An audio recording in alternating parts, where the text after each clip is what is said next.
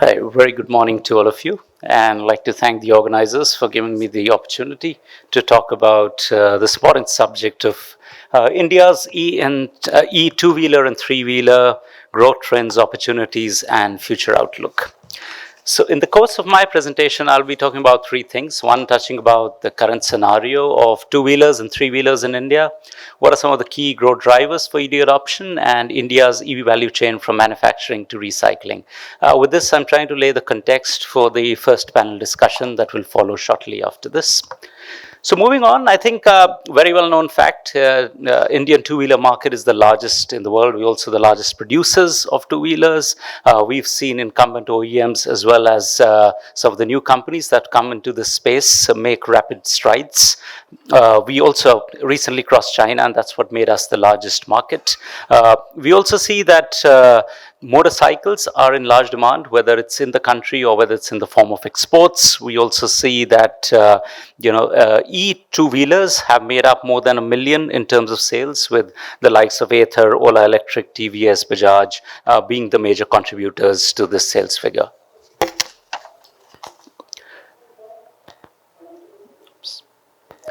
Similarly, when we look at the three-wheelers, we see that India is among the world's largest market for three-wheelers, with about 0.7 million units in sales and 1 million units in production, which means there's a lot of exports out there as well.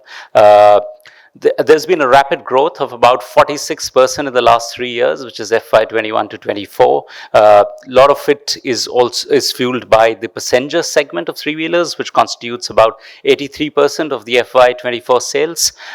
We also the largest, one of the largest exporters, with exports to the SAARC region, to Southeast Asia, as well as to Africa. On the back of schemes like FAME and PME Drive, we've also seen electrification take shape in a big form in three-wheelers, and 1 in 5 three-wheelers sold globally was electric, and 60% of those were sold in India, which is in itself a big feat from an electrification standpoint. From the market, let's look at what are some of the key drivers for EV adoption in the country. Well, it hinges on 3 C's, which are around customer acceptance, around the charging infrastructure, and the cost competitiveness. Deep diving into each one of these in slight more detail, when we look at the first one in terms of customer acceptance, we see that the share of electrification both in the two-wheeler and the three-wheeler segment is increasing, whether it's in the back of the subsidies that were doled out. I think a big catalyst for this has also been fleets, whether it's for last mile delivery, e-commerce, etc. We also see that of the total ICE vehicles, 32% are scooters, and almost 100% of the two-wheelers are also scooters, which means there is also a wide space out there in the form of the motorcycle form factor, especially the 100 to 150 cc category, where there's hardly any electric product right now. When we go to the three-wheeler side of things, of course, the market is dominated to a large extent by e-rickshaws, but we also see a lot of electrification happen in the L5 category out there. But again, in terms of models, there's still limited availability as compared to the number of e-rickshaws that are there in the form of electrified models. Looking at the other important aspect of this, which is cost. Here, whether we look at it with the view of subsidies or without the view of subsidies, we see that the total cost of ownership over a 5-year period is attractive for the electrified versions of both two-wheelers as well as three-wheelers. As you can see on this chart, you've tried to compare a regular ICE vehicle, which is the Activa 6G, with an Ola S1 on the left-hand side, and a Bajaj RE, which is on the right-hand side, with a Mahindra Trio. So clearly out there, with a subsidy, there's a 32% TCO advantage. Even when we hear about subsidy being lowered or trimmed down or being removed in the future, in case of a scenario like that as well, there'll still be a 27% total cost of ownership benefit in terms of two-wheelers, and in case of three-wheelers, it's about 22% with the subsidy, and even if we remove the subsidy, it's about 14%, which means that today at this point in time, the building blocks are very much in place for electrification to take place in a large way as far as cost competitiveness is concerned. concerned. However, the third aspect of this, which is charging, is equally important to look at. In fact, even more important to look at from the user's perspective. We've seen this through a lot of studies that have been done, that as far as private use is concerned, mostly it is home charging or destination charging, that is either at home or wherever you work, your workplace. But on account of range anxiety, people still want charging stations for their two-wheelers. When we look at the three-wheeler case, we see fixed charging is currently being preferred. Fixed charging or slow or fast charging for the fleet case is being preferred by 50% of the E2-wheeler passenger and logistics fleets and 65% of the E3-wheeler passenger fleets. But at the same time, we see rapid strides have been made in the area of swapping.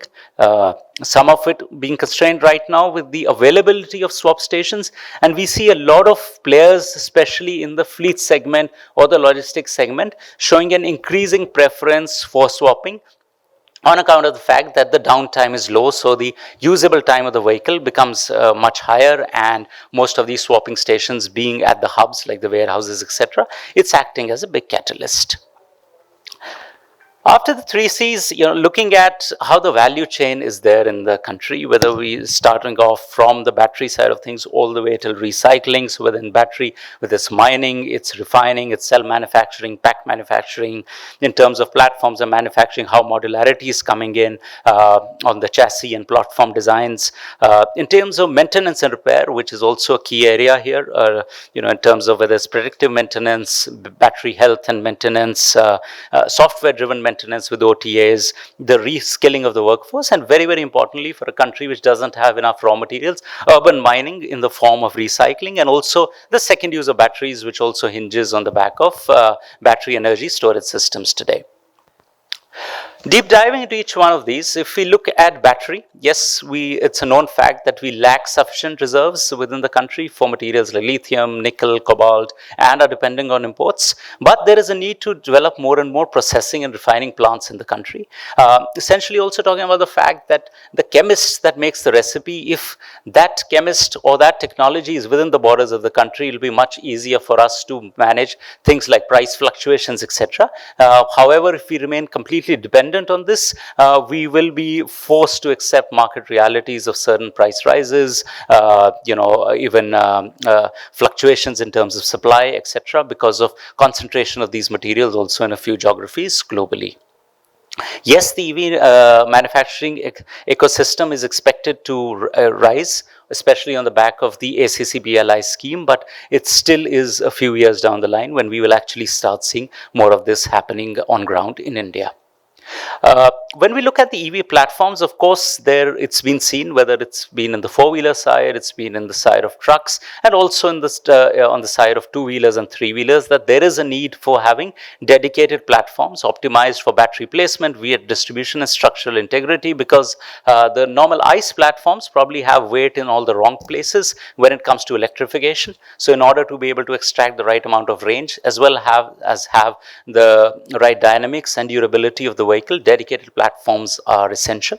This also brings to the fact platform standardization. So something on the lines of modularity, which has been adopted a lot in the four-wheeler segment, becoming very much important here, especially on account of the fact that we need to have a large variety of models in the two-wheeler and three-wheeler space, as has been seen with the ICE portfolio of players as well. So modularity becomes very important in that regard, especially also from a cost reduction perspective. Moving on to the next set of things, which is first and foremost, very importantly, maintenance and repair, which hitherto was also, not focused on by some of the players, and we've seen the ripple effects of that in the market. I think very importantly, these are cloud interconnected vehicles, so a lot of this can also be done remotely through the use of IoT, using real-time diagnostics and analytics. Also, the BMS plays a very key role, more so in India's typical operating conditions, where the vehicles are not so much used, but also to a large extent abused. High temperature, overloading, all of those things where the BMS needs to be very, very intelligent to be able to factor in these peculiar operating conditions and then be able to monitor the health of the battery in response to this. Of course, OTA is a very standard thing as well in vehicles, especially which will become software-defined vehicles in case of electrification. And all this, of course, hinges on reskilling the workforce, which is the abundant workforce that is there today, which we see on the nooks and corners of the country, which can repair an ICE vehicle. I think reskilling of this workforce also for their ability to be able to remain in business or retain their jobs, and also for us to be able to create the same amount of convenience and comfort for the customer. Reskilling of this workforce also becomes very, very important.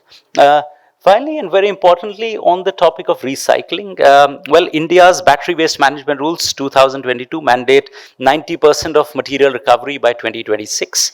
Also, a lot of second life applications are coming in, especially on the battery energy storage system side, and we see that our commitments around renewable power, which is not available 24/7. So in order to increase the availability of that in off hours, battery energy storage systems are becoming very important, where some of the second life will come. Also, in case of rapid charging, again we will need to support with BESS, otherwise there'll be a very high load on the grid, wherein again second life will become important. But at the same time, end of life recycling, so as to be able to urban mine the materials from the black mass, will be critical.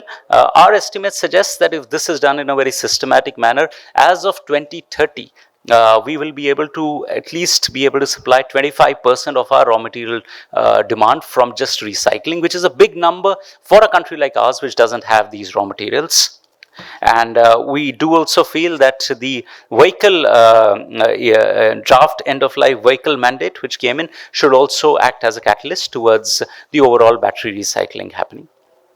Therefore, in summary, from a market trends and customer acceptance standpoint, yes, encourage more two-wheeler motorcycle models to cater to the diverse preferences and enhance the overall EV adoption. In case of battery swapping, also try to decouple in terms of incentives the costs of the battery and the cost of the vehicle, which will also make a lot of other players who are sometimes not buying this vehicle because of a high initial cost be able to switch towards electrification. Strengthen the charging and swapping network to support commercial users and reduce range anxiety. Here we can also look at what some of the other countries globally have done. For example, Indonesia has a larger network of swapping stations for two-wheelers than a fixed charging network, because they see that as being a key driver for adoption of electrification. Some of those things could also be looked at. We do see, of course, a lot of Indian players also working in that direction. In terms of manufacturing and value chain localization, as I said, more and more refining and managing the cell chemistry within the borders of the country, and more strategic collaborations for raw material will be essential so as to build resilience in the supply chains for tomorrow. Platform standardization, again, in order to be able to drive scale, in order to be able to create the whole portfolio of electric vehicles, this will be very important, and also to be able to extract the maximum out of these vehicles, both in terms of performance, whether it's in terms of range, it's in terms of their ability to carry various loads, etc. And finally, and very importantly, also scale up the recycling infrastructure and enforce strict EPR, extended producer responsibility compliance to maximize material recovery and sustainability, which is also going alongside reuse for second life. With that, I reach the end of my presentation. Thank you very much for a patient hearing.